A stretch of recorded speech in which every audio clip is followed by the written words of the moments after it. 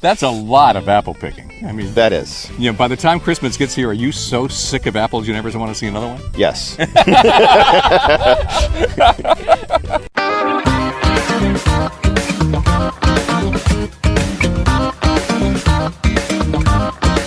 This is Bob Duchesne's Wild Maine. It's apple picking season. Many Mainers got their first taste of an orchard when they were just kids. It was a traditional family outing to go to an orchard and pick some apples, so we all know what this business is about. Or do we? Where did apples come from? How many varieties are there? Was Johnny Appleseed real? Who polishes each and every one of these apples? Which varieties are best in a pie? Can an expert taste the difference between two similar varieties? We're going to Rollins Orchard in Garland to find out. Bob Duchesne's Wild Maine is brought to you by Hammond Lumber, Doors Equipment, Bar Harbor Whale Watch, Napa Auto Parts, EBS, and a Supercuts location near you. As we start the show, I'm in Garland, standing in the parking lot of Rollins Orchard. With me, Ernest Rollins. His wife and aunt are also standing with us, mostly just to see how this whole radio thing works. Hey, I'm curious about that. Well, Ernest Rollins, I'm at Rollins Orchards in Garland. This has been a farm since the state was 1 year old. How much of that have you been around for? Well, I've only been around for 36 years now, so it's not quite as much. You came to my attention because I saw Rollins Orchards at the Harvest Festival every year, and I'm thinking, I got to go meet these guys. Because apple orchards is part of a Maine tradition. Almost every kid in Maine at one point or another has been taken by his parents to go out and pick apples. So we have orchards all over the state, and they're an iconic piece of what rural Maine is all about. So I figured it was time to go visit one. Yes. So this one, what else do you do besides apples? Tell me all of what Rollins really is all about. Oh, boy. All of what we do, well, this could take a while. Yeah. So we got plenty of time. That's good. Yes. So apples are maybe our biggest crop by volume. We pick almost 5,000 boxes of apples every year. We have a few other fruits, some pears, plums, that sort of thing. I've tried to grow a few peach trees. That hasn't done very well for me. I think I've planted 40, and I've got 2 that still show signs of life. Yeah. So it's not looking so good on that. And you've got 40 different varieties of apples? That's correct. Can you name them all? Oh, eventually. I mean, that's like trying to order off the Giffords menu for ice cream cones. Yes. Too many choices. Why would you have that many varieties? Some of them we don't have very many of. Some of them are heirloom varieties that we have that we grow quite a few of. It depends on the variety. Some we just have a few trees, and the trees might be 100 years old, and they still produce apples. So. That's one of the beauties of orchards, is that once they're well established, you don't have to do much else, not like planting a seed every year. Right, yeah. So some years we might sell some of a variety, and some years it might just go get fed to the pigs or something at the end. Who knows? Do people actually get curious about some of the rarer apples and want to buy a bag just to see what they're all about? Yes. We have a lot of folks that might want to try tasting a few different varieties, or they're going to have an event where they want to have a bunch of things. So they'll say, can we get half a dozen of all the varieties that you have? And we can do that. An apple assortment, okay. Yes. Now, would a taste tester be able to tell the difference between several of these apples? I mean, could you taste any one of these 40 and identify it was only by flavor? By flavor, my palate is not that refined, unfortunately. There are some people that could. A lot of the difference in flavor will depend on what stage it was picked and how long it's been since it was picked. Some of the apples we have are winter keepers, as in they're not very tasty until January or February, as opposed to being delicious right off the tree. They're something you pick and forget about for a while. So apple trees don't live forever. They don't. Is there any tree in the property that was here when the farm was first established? Not to my knowledge. No. Although I have one that John Bunker is the apple expert in the state of Maine. He works at or operates Fedco Tree, and we have a very old apple tree that the trunk would be, I think, maybe 3 feet across. And I have never seen an apple tree with a trunk that big. It's extremely tall. Uh-huh. And I had his help identifying it because it's not a variety that we even knew what it was. Yeah. It turns out that this was called a Royal Sweet. Mm-hmm. And it originated in Garland, possibly on this farm. We don't actually know that. But it's recorded in the USDA archives as having been submitted as this kind of apple from Garland. How would he know this stuff? I mean, that's pretty esoteric. Well, he has read everything and looked at everything that ever has to do with apples in Maine. So he recalled this fact off the top of his head that there was this apple that was named as coming from Garland. And what the USDA did back before photographs is the farmers would mail in a 3 or 4 apple sample, and they hired artists to make a watercolor print of the apple and record that in the archives. Wow. And by looking at that, I was able to say, that looks exactly like this tree up back that we didn't know what it was. And I figured it had to be somebody's favorite, my great-great-grandmother's or somebody's favorite apple, and it was probably a wild chance seedling, and there it still is. So how much of the history of the apple itself are you able to tell me? On which? That particular one? No, apples in general. Apples in general, well, I mean, what do we start with? One apple that sort of branched off into different types of apples? Well, all right, so let me explain it. Let's go back to Adam and Eve. There was an apple tree there. So, apples need to be cross-pollinated. So our friends the bees need to collect pollen from one kind of apple, and apple blossom, and share that with a different variety of apple blossom in order to pollinate the seeds and make the apple grow. So the seeds of that apple are a combination of the two parents, a random combination. So it may be something similar, it may be something awful, you don't know. So you take the seeds of a apple and you plant it, and it may be the next best apple, and it more than likely will be horrible. Yeah, but you don't know. So what a lot of the universities and organizations that have done apple breeding will say, we want to make a new apple that's, say, a combination of Macintosh and Red Delicious. And so they take... So they'll do this deliberately, obviously. They'll do this deliberately, and they'll go out and they'll plant thousands of seeds that are this combination and grow the tree up and see, this one's very tasty, but it's not very colorful. This one's colorful, but not very tasty. This one sucks. And exactly. And they keep going down the road until finally they say, this is a fabulous apple. And so we started with the original apple in the Garden of Eden. Right. And we branched off into a whole bunch of different apples, some of which nature created, some of which man created. Right. And at this point, you've got 40 different varieties on the farm. Right. We have 40 varieties, and depending on which fact you look up, there are somewhere around maybe 10,000 varieties of apples in the world, and several thousand just in North America alone. So there's, we still have a very small fraction of the possibilities. Ernest Rollins is my guest. We're at Rollins Orchard in Garland. Next question, where did apples come from? And did Johnny Appleseed really exist? You got a couple of minutes to look that up on your smartphone, or I'll just tell you in 3 minutes. Bob Duchesne's Wild Maine returns in a moment on Sports Radio 92.9, The Ticket. Welcome back to Bob Duchesne's Wild Maine on Sports Radio 92.9, The Ticket. I'm in Garland at Rollins Orchard, a farm that has been right here since 1821. That means that when Johnny Appleseed was supposedly spreading apples around the U.S., this farm already existed.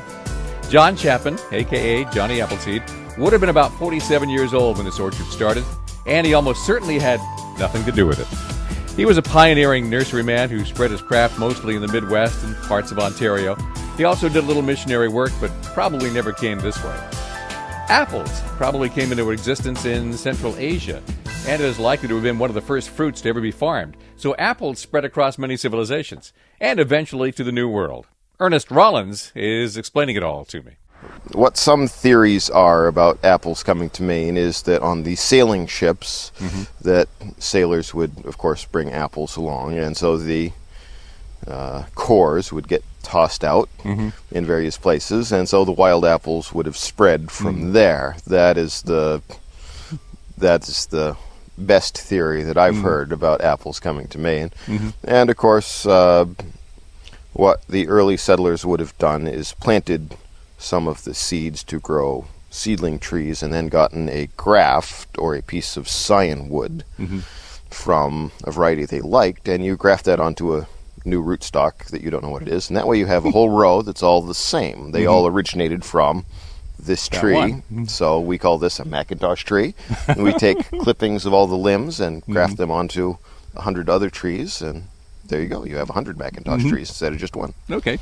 Well, what can you show me about the orchard? We can wander around. Sure. We're not tethered right here next to the road with all the traffic going by. That sounds good.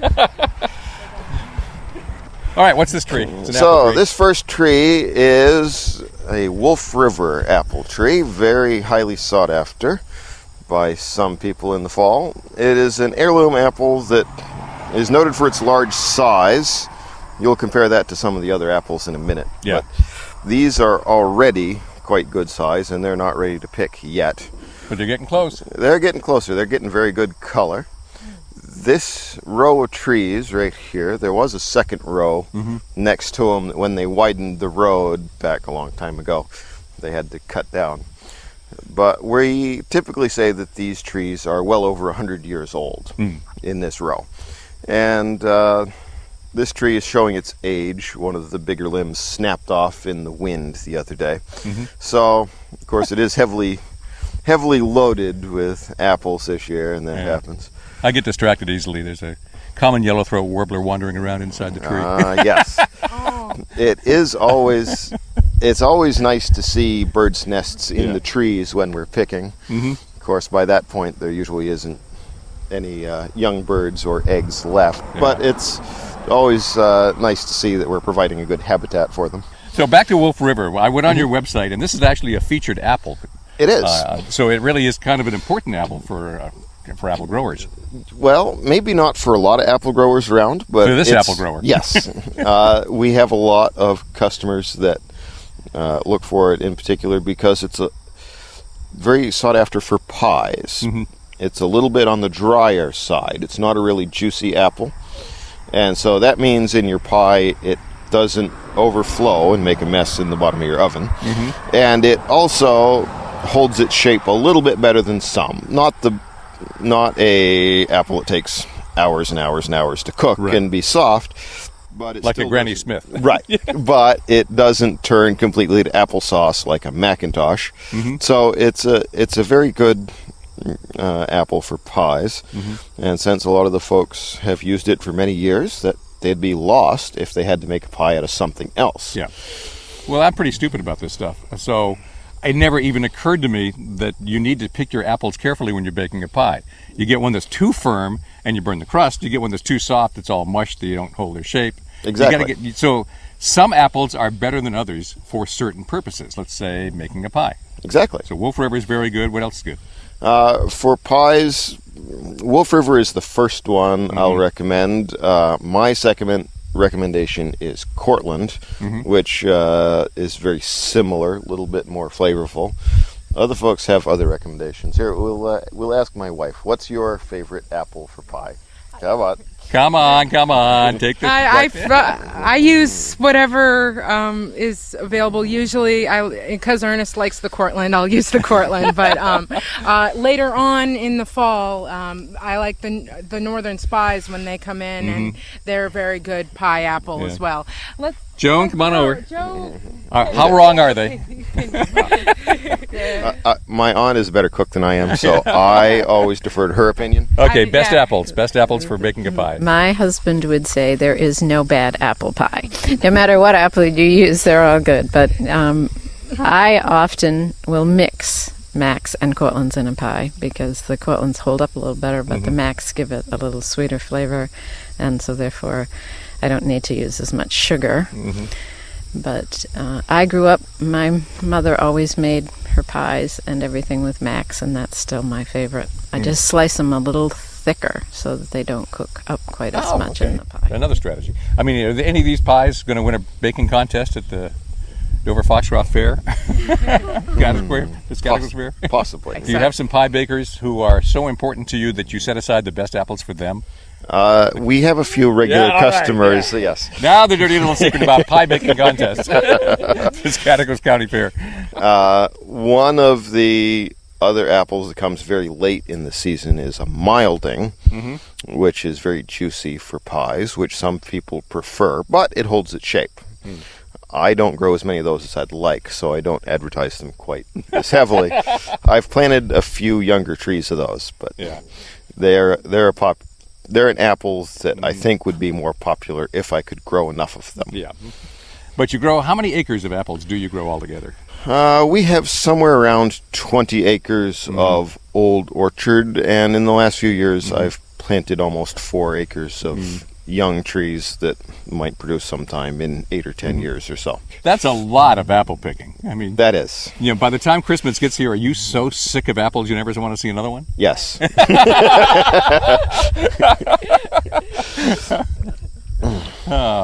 Okay, well, let's wander around a little bit more and see what else you got to offer here. Sure. So this row of trees on our right is Macintosh. Yep. And now folks think that there's one Macintosh apple. There are actually many strains of Macintosh. Really? Yes. I'm having a hard time with 40 varieties. Now you're telling me there's strains of Mac. Now we grow 5 different strains of Macintosh. Great. So I'm never going to understand this. Right. So it's complicated, and for the most part, there's not much difference in them. Some folks know exactly which ones they want. Some are a little bit more striped. Some are a little bit more solid blotches of color.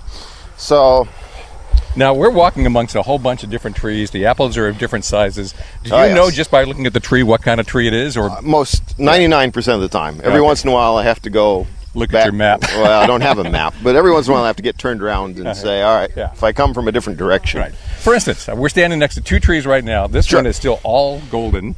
Yes. That one over there is all red. So these are 2 different trees, right? They are. Hey, all right, I'm getting this.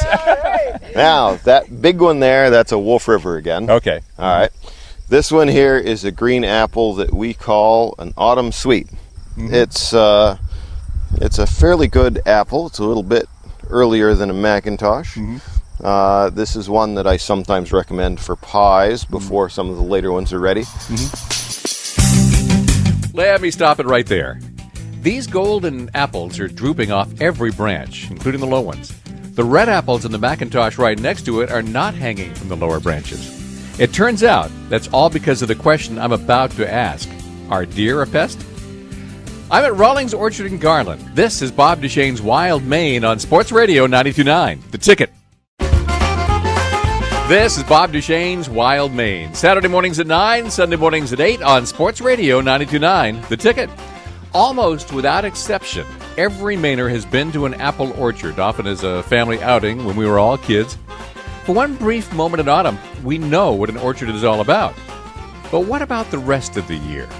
I'm at Rollins Orchard in Garland. Ernest Rollins is running me through all the basics, and I've got to wonder if you have problems with deer. They are. Yeah. They are. If you will observe, there are no apples below eye level on this tree. Observe, yes. So that there are limbs below eye level.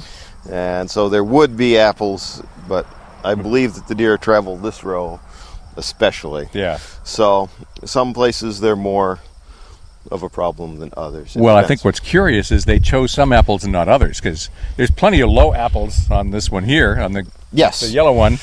Yes, this yellow one is a very starchy apple until it's fully ripe. Yeah.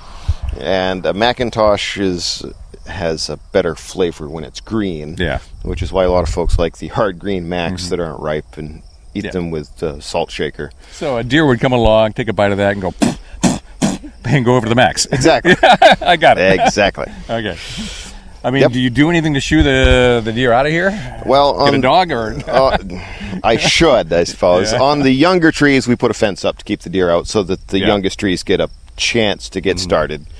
And I've toyed with the idea of putting up a fence around some other orchards, but that's an expense. Yeah. And so... What other pests do you have to deal with? Well... I mean, we'll get to the insect pests.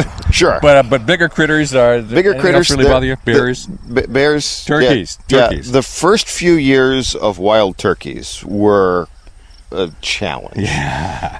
Because they like to perch on the top of the trees, and they would take one peck out of every apple that they could reach.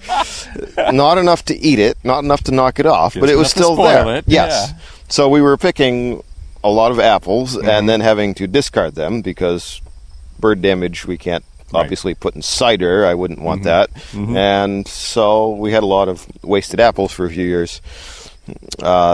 They seem to have not been a problem as much lately, partly because I pruned the trees a little bit differently, leaving a few taller shoots, not giving them a good perch. And I think maybe the population isn't quite as thick in this area on wild turkeys as it was. Stabilized. It's sort of, equilibrium has set in on that. Yeah. So, would you ever throw apples at them?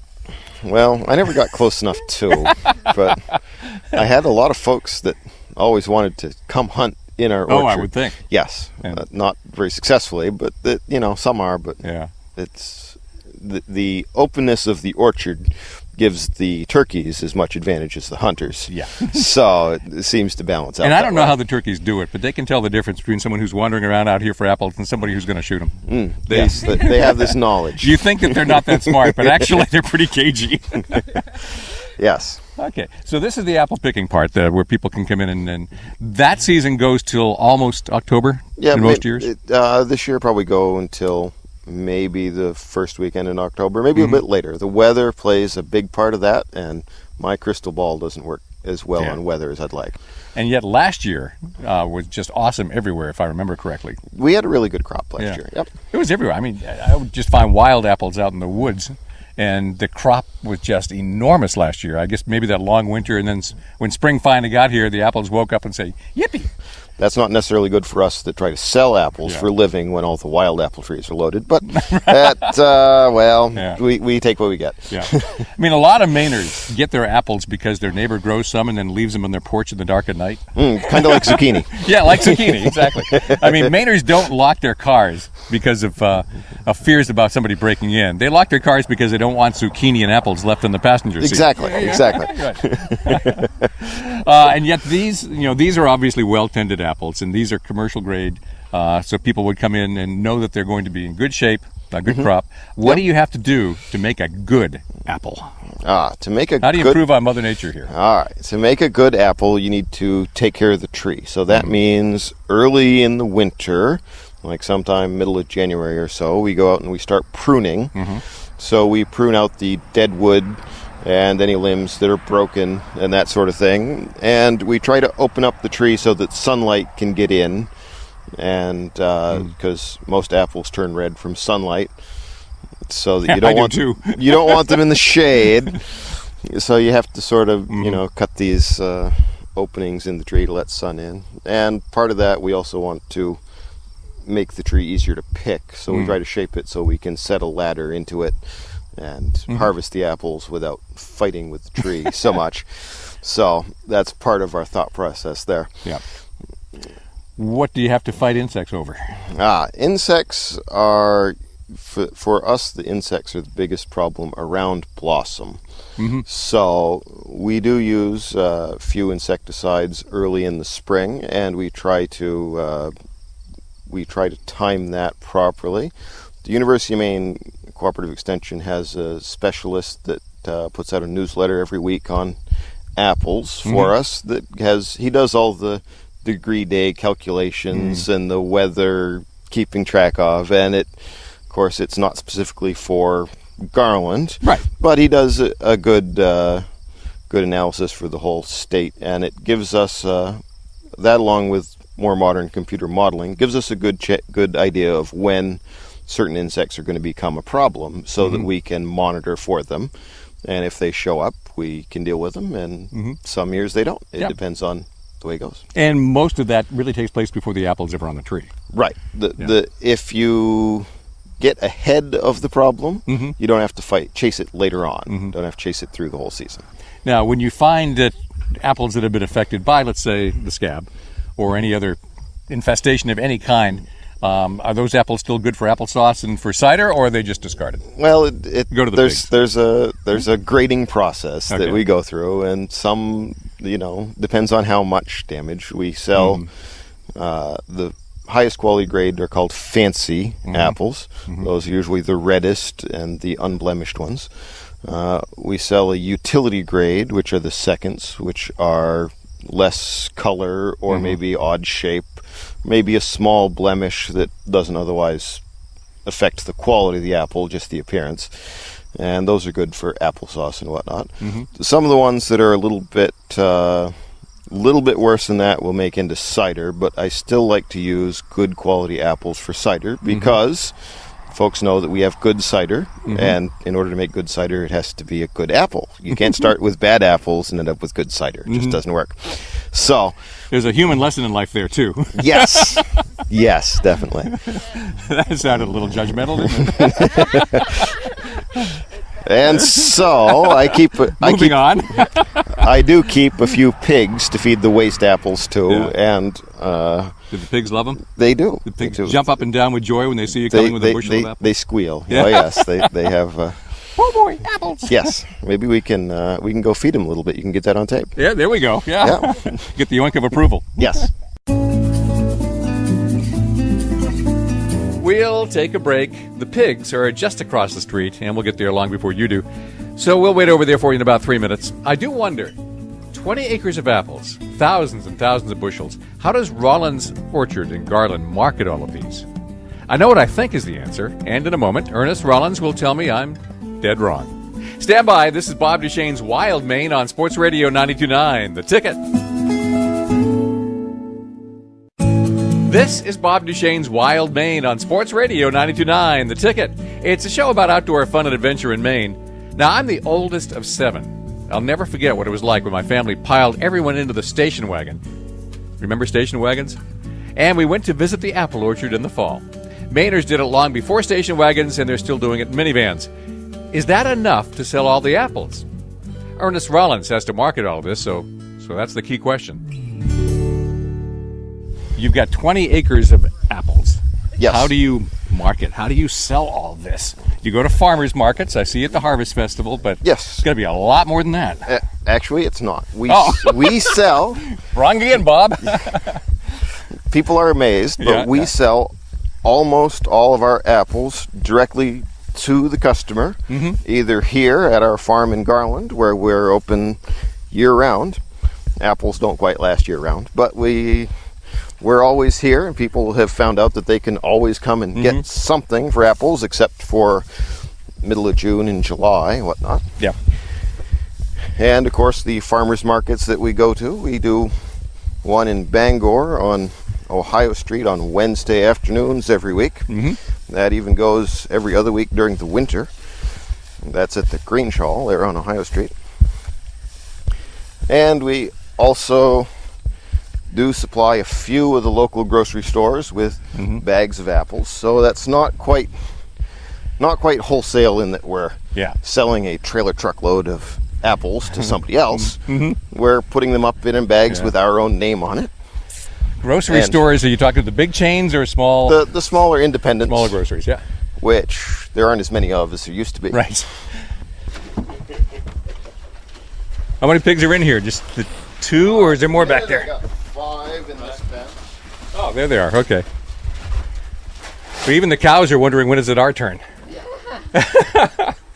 So, Joe, how much of this do you have to do? I pick a lot of apples. I've done it for many, many years. My sister married into this Rollins family, so I've been picking apples here for a lot of years, even before Ernest was born.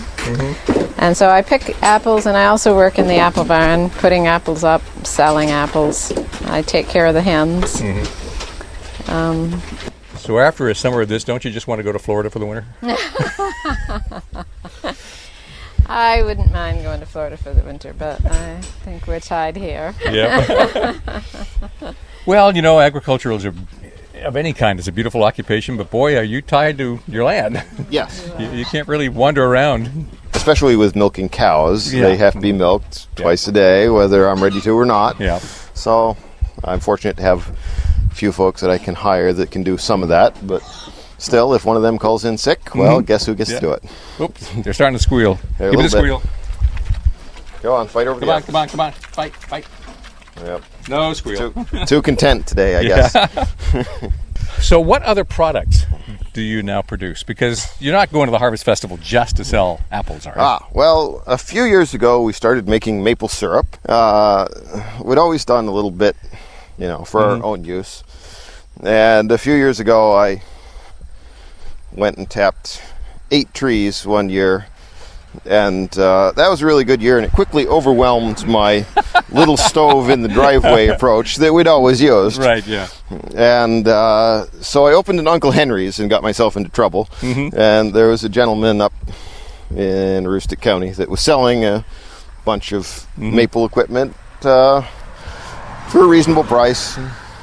And there you are, so even off more we work. go. So $800 later, we have enough to be enough syrup to be overwhelmed for a few years. So I say, all right, well, I guess I'll see if we can get licensed to do this for next year. And so the folks from the state of Maine actually aren't that hard to deal with when you... No, that always surprises everybody. It is, but there are things that need to be done right, and it's really not that complicated to be able to do this legally. So, Well, when I look around, you've got not only the early apples ready at the moment, according to your sign out front, but blackberries are on the board.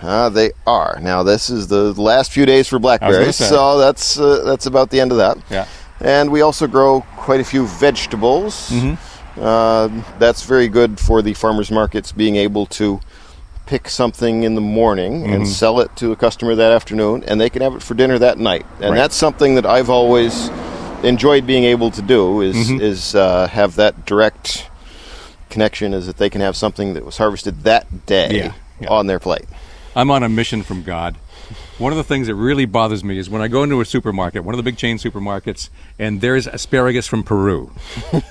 And I'm thinking, my God, this has more frequent flyer mileage than I do. We're growing our own food here. Why can't we eat local? Yes. And so I do like to go out in the countryside and introduce people to people like Rollins Orchards, where we're growing our own food locally. Come on, let's eat it. Right.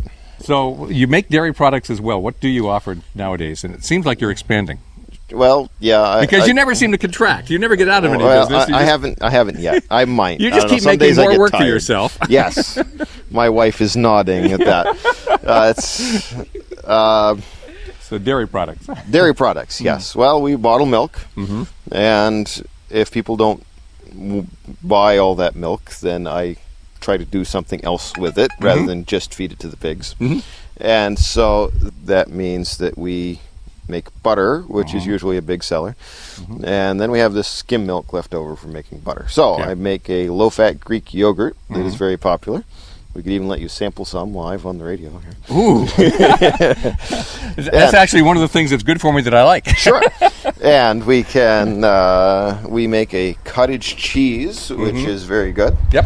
So Okay, so we're back inside the store, and it's a really small little shop. I mean, it's cozy. Cozy. That's right. I should pick my adjectives better.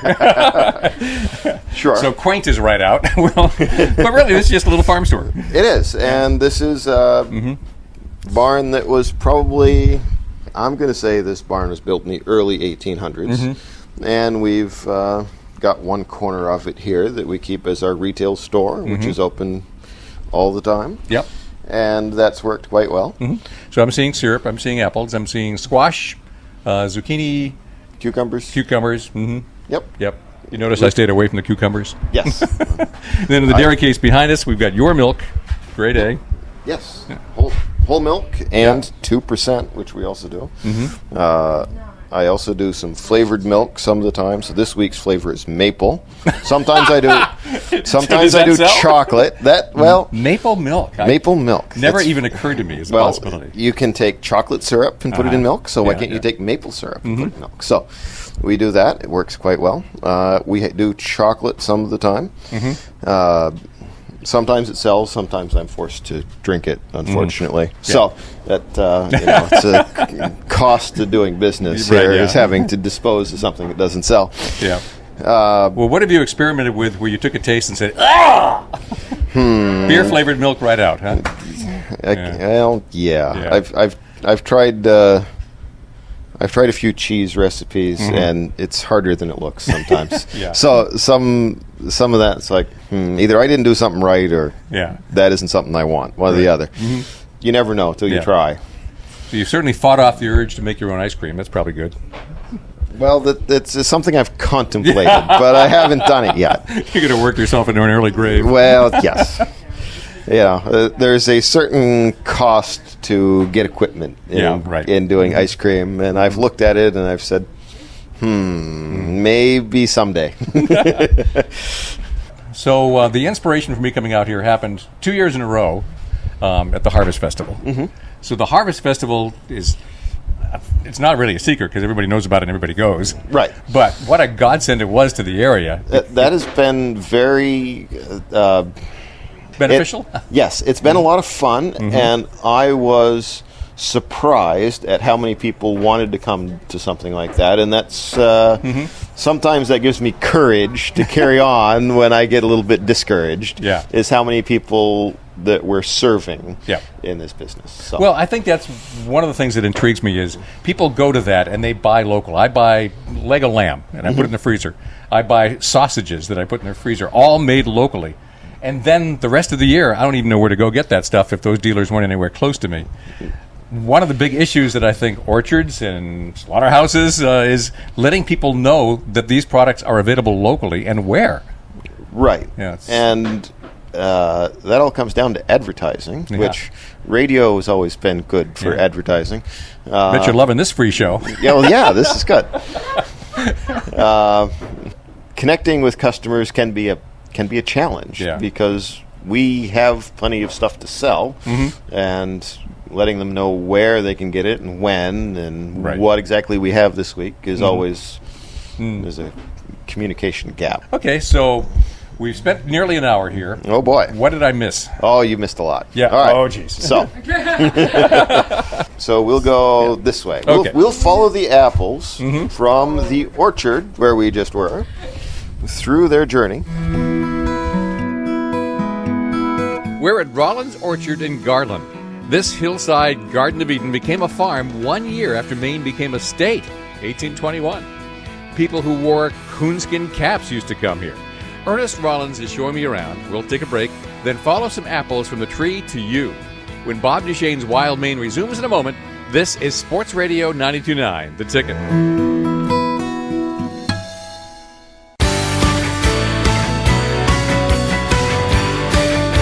This is Bob Duchesne's Wild Maine on Sports Radio 92.9, The Ticket. I'm with Ernest Rollins, whose family has been farming this land in Garland for 195 years. This land is now Rollins Orchard. I'm getting a tour, mostly because I want to know where my food comes from, so we've just left the farm store in front, and we're heading for the back. Ernest? This is, of course, an old-fashioned barn. It's got a barn cellar. Well, the barn cellar on this one is refrigerated, which is where we store the apples to keep them at the proper temperature. So we, and of course, it's not just the temperature, it's the humidity is the challenge. Apples need to be kept at somewhere around 36 degrees or below, and about 90% humidity. And the humidity is sometimes more difficult to control than the temperature. So once we harvest the apples, we'll bring them in here.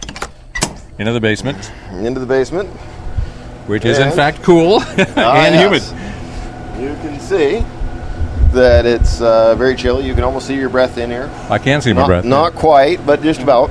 And so we can then send the apples upstairs to be graded out. So this gives us, you can see it's a pretty good space. This holds about 3,000 boxes of apples by the time we're all harvested. And some of those can stay down here quite a while because people keep coming right up to Christmas. That's right. And so, once the apples come upstairs... So now we're back behind the store itself to where a lot of the work happens. Right. So the apples get poured gently onto this conveyor belt. I have to keep telling people gently. Yes. And so the first stage of the belt has some holes in it, which are 2 1/4 inches in diameter. So the smallest apples will fall through. Those are the ones we usually make cider out of. And so the second stage of this is a polisher, which has a bunch of spinning discs of cloth that sort of puts a shine on the apples. Oh, I wonder how many people know polishers even exist, because I didn't. Well, I didn't know how they got polished, to be honest with you. Right. Well, I thought it was child labor, maybe. Yes, I could take each apple and rub it on my shirt before I put it in a box. But that's not very efficient. So then the machine, and this machine is from 1959, by the way. So no computers, no circuit boards, no electronics. So the apples travel down a belt, and each wheel is set above the belt at a different height. So there's a spinning wheel that the apples come in contact with, and so an apple that's over 2 3/4 inches gets pushed off into the first tray rather gently, and there are 3 other trays that get sorted as each gets set a little bit lower, so smaller apples go into the right tray. So basically there's just a little buffing wheel that is really soft on the apples and just takes off the little dust. Right. Yeah. Right. So that's how they get polished. Exactly. Who knew? And this machine gets them all sorted by size, and so all the apples in a certain bag should be, it gives us a minimum size to be and somebody labeled. looks at each apple, make sure that it's not bad. Right, right. That's the slow part. Yeah, I was going to say. The modern packing houses have computers that optically look at each apple and run it through a computer and say, oh, well, there's this spot. We'll send this to a different tray. And so then everything in each tray is one kind of apple. But this is traditional Maine. This is how we always used to do it, and by gum, it's good enough. Yes. Now, this machine doesn't look like much, but in the early 80s, when my parents were packing a lot of apples to send to the Boston market before they started getting a lot from the West Coast, it sort of disrupted that market, made it not economical anymore. Right. But my dad would get a call one afternoon ordering, say, half a trailer truckload of apples for the next day. Oh no! That's tons of apples. That's 10, 15 tons, something like that. So and so they'd put 4 or 5 people on this machine, and it would go right along. Did the cows ever miss a milking? Maybe. I don't know. I'm thinking that my dad did most of the milking, and he had a crew in here. I think he talked about letting the women run the show down here rather than being in the way himself. Yeah, always a wise idea. Yes. All right, so the cider press is another antique piece of equipment. This is an oldie from the 1930s or somewhere thereabouts. Yeah, I was going to say, this is older than my father. Yeah. So we have updated it with a little bit of stainless steel through the years, so that it's functional, but it still has the look and some of the basic parts from the 30s, which makes it a lot better than something you can buy now. So the first step, the apples go through a washer, which is a bunch of brushes and water running on them. That cleans them up. They go up a conveyor belt, and there's a grinder that turns them into little bits. Once the apples are ground up, they get layered in some cloths, and those cloths go between racks, and then a hydraulic cylinder squishes those at 2,000 pounds of pressure per square inch. Okay, then. And out comes the juice through the cloths, and the pulp remains behind. That gets fed to the pigs. I was going to say, that must go across the street. They like that, yes. Yeah. And so then the juice comes out into a tray down below and gets pumped into a tank that we jug it from. And, of course, we quickly cool it off to 40 degrees and keep it there. Yeah. The beauty of cider is that it's very acidic, so that it's much slower to grow bacteria than some other juices. So that still allows us to do this without pasteurizing the juice. So it's still a very, very fresh, healthy juice. Still has a good flavor. So Rollins Orchard has been here for, since 195 years. But if somebody isn't familiar with you, how do they find you? Okay, well, if you're coming from the Bangor area, it's fairly simple to go out Route 15, which is Broadway, and you travel out there through the towns of Kenduskeag and into Corinth. At the blinking yellow light in Corinth, you turn left. You travel about 1 mile there on 11 and 43, and you turn right onto Route 94. Travel along Route 94 for about 6 miles, and we're on the left-hand side. You'll see apple trees, sign outside the road says cider and apples. Yeah. Okay, so that's how they find you from that direction. Coming from the other way, it's a lot easier because you go to Dexter and then just take the road straight here. That's very true. Yeah, okay. And we've got directions on our website, rollinsorchards.com. Folks can find us easily that way. And tens of thousands of people are going to see you at the Harvest Festival. Oh, yes. Tell them we said hi. We'll do that. And with that, we are really out of time. My thanks to Ernest Rollins for this great visit to Rollins Orchard in Garland. Bob Duchesne's Wild Maine is brought to you by Bar Harbor Whale Watch, Hammond Lumber, Doors Equipment, Napa Auto Parts, EBS, and a Supercuts location near you. Bob Duchesne's Wild Maine returns next Saturday morning at 9 and Sunday morning at 8. This is Sports Radio 92.9, The Ticket.